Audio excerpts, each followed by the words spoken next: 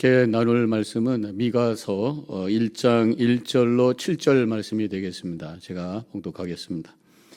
유다의 왕들 요담과 아하스와 히스기야 시대의 모레셋 사람 미가에게 임한 여호와의 말씀 곧 사마리아와 예루살렘에 관한 묵시라. 백성들아 너희는 다 들을지어다. 땅과 거기에 있는 모든 것들아 자세히 들을지어다. 주 여호와께서 너희에게 대하여 증언하시되 곧 주께서 성전에서 그리하실 것이니라. 여호와께서 그의 처소에서 나오시고 강림하사 땅의 높은 곳을 밟으실 것이라. 그 아래서 산들이 높고 골짜기들이 갈라지기를 불 앞에 밀초 같고 비탈로 쏟아지는 물 같을 것이니 이는 다 야곱의 허물로 말미암음이요 이스라엘 족속의 죄로 말미암음이라. 야곱의 허물이 무엇이냐? 사마리아가 아니냐? 유다의 산당이 무엇이냐? 예루살렘이 아니냐? 이러므로 내가 사마리아를 들의 무더기 같게 하고 포도 심을 동산 같게 하며 또 그 돌들을 골짜기에 쏟아내리고 그 기초를 드러내며 그 새긴 우상들은 다 부서지고 그 음행의 값은 다 불살라지며 내가 그 목상들을 다 깨뜨리리니 그가 기생의 값으로 모았은즉 그것이 기생의 값으로 돌아가리라. 기도하겠습니다. 오늘도 살아 역사하시는 주님, 우리에게 늘 당신의 뜻을 우리 가르쳐 주시고 그 말씀대로 살기를 원하시는 그 마음을 저희들이 깨닫고 주님 앞에 겸손히 엎드려 그 말씀 앞에 결단할 수 있는 이 시간이 되게 하여 주시옵소서. 예수님의 이름으로 기도합니다. 아멘. 오늘부터 미가서가 시작이 됩니다. 미가라는 이름은 원래 미가야에서 온 이름이라고 해요. 미가야라고 하는 이름의 의미가 누가 하나님 같은가? 하나님이 최고다. 이제 그런 의미의 이름입니다. 당시에 이 미가라고 하는 이름이 굉장히 흔했던 것 같습니다. 그래서 성경에 보면은 미가라는 다른 사람 14명이 나오고 있어요. 이 미가가 하나님을 드러내는 그러한 삶을 살았던 사람이죠.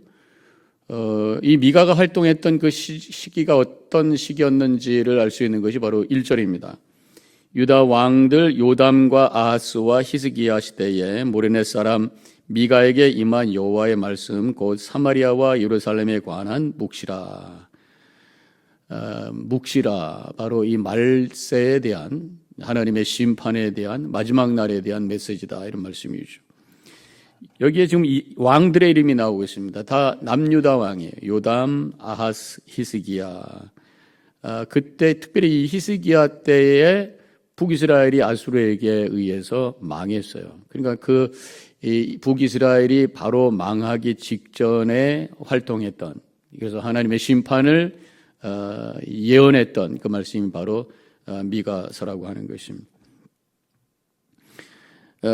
당시에 활동했던 다른 선지자가 있습니다. 바로 이사야 선지자죠. 이사야는 66장이나 되는 엄청난 선지서를 우리에게 남겨주셨잖아요.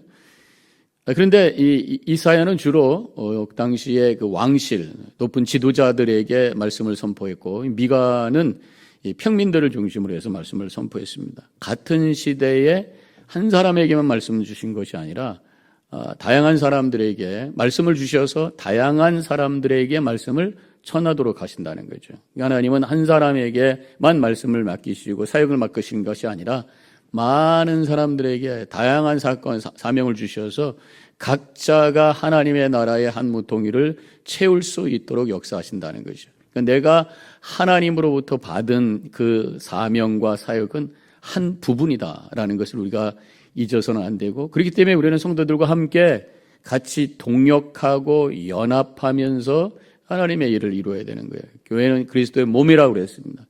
성도는 그 몸을 이루는 지체, 여러 지체들이 함께 어우러져서 그리스도의 몸된 교회로서 움직여 나가는 그 일이 우리 가운데 일어나야 된다는 거죠. 그래서 성도들은 항상 서로를 축복하고 서로가 서로에게 필요하니까 서로와 함께 연합하고 그 다양성을 인정하면서 똑같이 그리스도를 바라보면서 함께 걸어가는, 여기서 하나님의 놀라운 역사가 일어나게 되는 줄로 믿습니다. 독불장군으로 혼자 하려고 하지 마세요. 함께 같이 연합하는 것, 동역하면서 하나님의 나라를 세울 수 있는 우리 성도님들, 그래서 각자의 그 교회가 하나님께서 원하시는 아름다운 하나님의 나라로 세워지는 놀라운 축복이 함께 하시기를 축원합니다.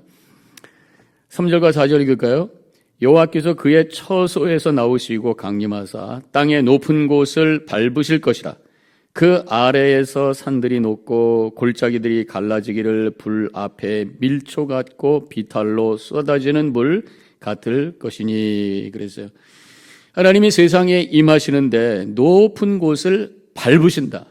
아무래도 위에서부터 내려오려면 높은 곳이 먼저 닿겠죠. 높은 곳을 낮추시는 분이라는 것이죠. 이 높은 곳이라고 하는 말의 원어의 뜻을 파고 들어가 보면은 이 산당이라는 말하고 같은 의미라고 해요. 이 산당은 어떤 것입니까? 산 꼭대기에다가 제단을 쌓고 원래는 우상을 섬겼던 곳이에요. 그것을 유대인들이, 이스라엘 백성들이 하나님을 거기서 섬긴다고 했던 그 장소가 바로 산당입니다. 이 산당은 하나님 말고 다른 것을 쫓아다니는 인간의 욕망을 추구하는 모습이고, 이 산당은 예루살렘에서 하나님께 예배드려야 되는데 자기 편한 대로, 멀리 가기 싫으니까, 또 율법대로 하는 것이 귀찮고 복잡하니까 자기 편한 대로 자기 중심적으로 하나님을 섬긴다고 하면서 자기 중심적으로 섬기는 그런 이기적인 신앙의 모습이라고 할 수 있어요. 욕망을 추구하고 자기적 중심적인 신앙의 삶을 살아가는 것, 결국 그 속에는 교만이 있다는 거예요. 그래서 높은 곳을 밟으신다. 높은 곳, 하나님같이 되려고 하는 마음, 내 중심적인 생각, 이런 것들을 밟으시는 분이 우리 하나님이시다고 하는 것입니다. 하나님은 이렇게 교만한 자를 물리치신다고 말씀하고 있어요. 근데 여기서 산이 녹았다는 표가 나오는데 마치 초가 녹아내리는 것처럼 아무것도 아닌 존재로 흘러내리는 그런 모습을 여기서 우리 상상할 수가 있습니다. 하나님의 능력은 이렇게 산을 녹이는 능력이라는 거예요. 산이라고 하는 것은 인간에 있어서 엄청난 힘으로 느껴집니다. 감히 도전하기 어려운 존재죠. 이 산이, 큰 산이 있으면은 이 산을 넘어서 그 뒤에 산 뒤쪽에 있는 마을로 간다고 하는 게 쉬운 게 아니잖아요. 지금 뭐 한국 가보면은 터널들이 엄청 많아가지고 뭐 강원도하고 이쪽하고 다 연결이 쉽습니다. 서울하고도 뭐 2시간이면 가니까. 그렇지만 옛날에는 그 산을 넘어갔어요. 대관령을 넘어가고 진부령을 넘어가고 얼마나 험악하고 힘들었습니까? 거기에 또 비가 오거나 천둥번개가 있거나 엄청난 파워로 느껴졌던 것이 산인데, 그 산을 하나님께서 밟으실 때 초처럼 완전히 녹아지는 그런 역사가 일어난다. 인간은 두려워하는 존재라. 인간이 아무리 두려워하는 존재도 하나님 앞에서는 아무것도 아니다라는 그런 의미가 그 속에 담겨 있는 거예요. 근데 그 하나님이 산을 녹이는 그 능력 가지고 하시는 것이 결국 심판이라고 하는 것입니다.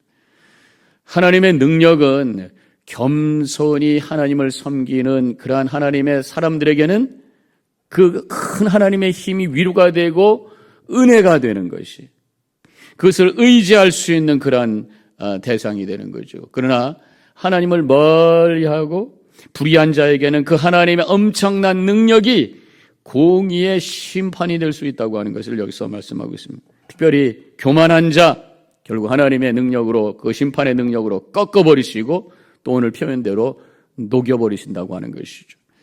네, 오늘 말씀에서 이제 그 하나님께서 이렇게 높은 곳을 밟으셔서 녹여버리시고 심판하시는데 그 이유가 뭐냐? 5절에 이는 다 야곱의 허물로 말미암음이요 이스라엘의 족속의 죄로 말미암음이라. 야곱의 허물이 무엇이냐? 사마리아가 아니냐? 유다의 산당이 무엇이냐? 예루살렘이 아니냐? 이렇게 말씀하고 있어요. 허물과 죄 때문이다. 지금 북이스라엘의 수도가 사마리아예요.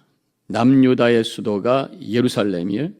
당시의 부와 힘의 상징이 북이스라엘에서는 사마리아, 남유다에서는 이스라엘이라고 하는 것이죠. 그래서 지금 이스라엘과 사마리아와 예루살렘, 당시의 최고의 부와 힘의 상징이 되었던 것이 자랑거리였어요. 그런데 이것이 야곱의 허물이었고 유다의 산당이었다라고 말씀하시는 거예요. 우리가 이 세상에 인간으로 살아갈 때에 우리가 때로는 재물이 필요하고 또 힘도 필요해요. 부와 힘이 필요 없다라는 말씀은 아니죠. 그런데 이 부와 힘이 도구가 되어야지 그것이 우리에게 목적이 되어서는 안 된다는 것이죠. 부와 힘은 하나님이 주신 것으로 우리가 고백해야 돼. 우리에게 주어진 여러 가지 재물, 우리가 가지고 있는 그러한 영향력, 이 하나님이 주신 거란 말이죠. 그래서 그것을 은혜로 고백하며 감사합니다 할 때에 그 주어진 힘과 능력을 가지고 하나님을 위해서 사용하는 도구가 된다고 하는 거죠.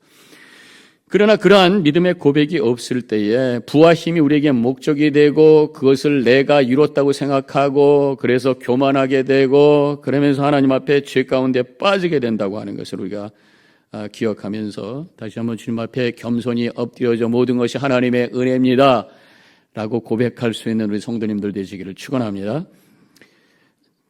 유다의 산당이 무엇이냐? 예루살렘이 아니냐?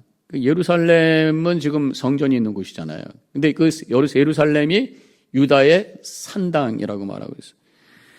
아까도 말씀드렸던 것처럼 산당이라고 하는 것은 우상을 섬겼던 곳, 자기 중심적으로 예배했던 곳. 그래서 지금 예루살렘이 산당이다라고 말하는 것은 하나님을 섬기고 예배한다고 하면서 헛된 것을 추구하고 형식적인 예배를 드렸던, 즉 하나님이 받으시지 않는, 하나님이 좋아하시지 않는 그런 예배를 드렸던 곳이 바로 예루살렘이라고 하는 것이.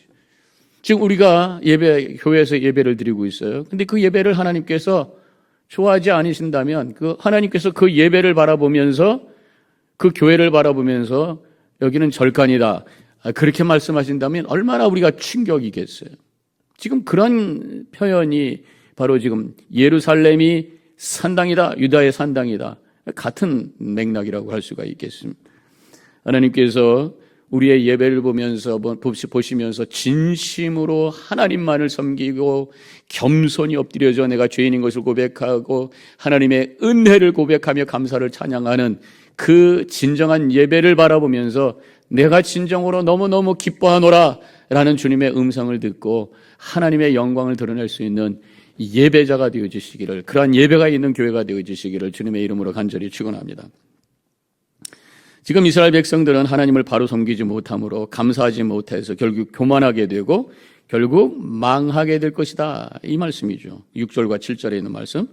이러므로 내가 사마리아를 들의 무더기 같게 하고 포도심을 동산 같게 하며 또 그 돌들을 골짜기에 쏟아내리고 그 기초를 드러내며 그 새긴 우상들은 다 부서지고 그 음행의 값은 다 불살라지며 내가 그 목상들을 다 깨뜨리리니 그가 기생값으로 모았은즉 그것이 기생값으로 돌아가리라. 특별히 북이스라엘, 하나님으로부터 멀리 떠나져 있는 그런 족속이 되어서 결국은 아수르에 의해서 다 무너질 것이다. 지금 이 말씀이 바로 6절에 있는 말씀이 그거예요. 그런 말씀이죠. 또 7절 끝에 부분에 기생의 값이라는 표현이 나오는데 지금 북이스라엘의 번영을 보면서 기생의 값이라는, 영적으로 음란한, 즉 우상을 섬기면서 세웠던 그 북이스라엘의 번영을 의미하는 것입니다. 이런 것들이 결국은 파괴될 것이다. 바알과 아세라를 섬기며 세웠던 도시들이 다 무너질 것이다. 이 말씀이 바로 7절에 있는 말씀의 의미라고 하는 것입니다. 하나님께서는 세우기도 하시지만 또 무너뜨리는 하나님이신 줄로 믿습니다. 살리기도 하시지만 또 죽게 하시는 분이 하나님이신다고 하는 것입니다. 내가 어디에 어떠한 자세로 있느냐에 따라서 하나님을 경험하는 것이 다르다고 하는 것이, 내 믿음과 겸손과 거룩함으로 주님을 바라볼 때에 하나님이 나를 세우심을 체험하게 되고 나를 살리시는 생명의 능력을 체험하게 되어 있어요. 근데 반대로 하나님 없는 것처럼 내 중심으로 교만해서 즉 가운데 살아갈 때에 모든 것이 무너지고 내 사망에 던져지는 불행한 인생이 될 수밖에 없다고 하는 것입니다. 하나님은 선지자들을 통해서 이스라엘 백성들에게 심판을 선포하시고 계시는데 그 이유가 뭐냐? 자신의 죄된 모습을 발견하고 하나님께 다시 돌아와서 겸손히 회개하고 하나님의 그 은혜 가운데 하나님이 세워주시는, 하나님이 살려주시는 은혜를 체험하면서 살라고 하는 그런 말씀을 선포하시는 거예요. 우리 하나님은 우리를 용서하실 준비가 되어 계신 분입니다. 우리가 회개하고 나갈 때 언제든지 우리를 받아주시고 우리를 세워주시고 생명으로 함께 하시는 분이 우리 하나님이신 줄로 믿습니다. 그런데 이스라엘 백성들이 그렇게 하지 않았어요. 끝까지 죄 가운데 뻗딩김으로 말미암아 무너지고 꺾이고 녹여져 버리는 심판을 받게 되었다고 하는 것입니다. 오늘 다시 한번 겸손히 주님 앞에 엎드려 내가 죄인인 것을 고백하며 회개하시고 십자가 붙들고 하나님의 말씀을 가슴에 품고 순종하면서 미래를 향해 소망 가운데 걸어가는, 그래서 하나님께 영광 돌리고 우리 모두에게는 은혜가 되는 복된 삶을 살아가는 우리 성도님들 되시기를 주님의 이름으로 간절히 축원합니다. 기도하겠습니다. 하나님 감사합니다. 오늘 말씀을 통해 다시 한번 우리 자신을 되돌아보고 겸손히 엎드려 회개하며 은혜를 구하고 은혜를 감사하며 미래를 향해 영혼을 향해 걸어갈 수 있는 복된 삶을 살아가게 하여 주시옵소서. 감사하며 예수님의 이름으로 간절히 기도하옵나이다. 아멘.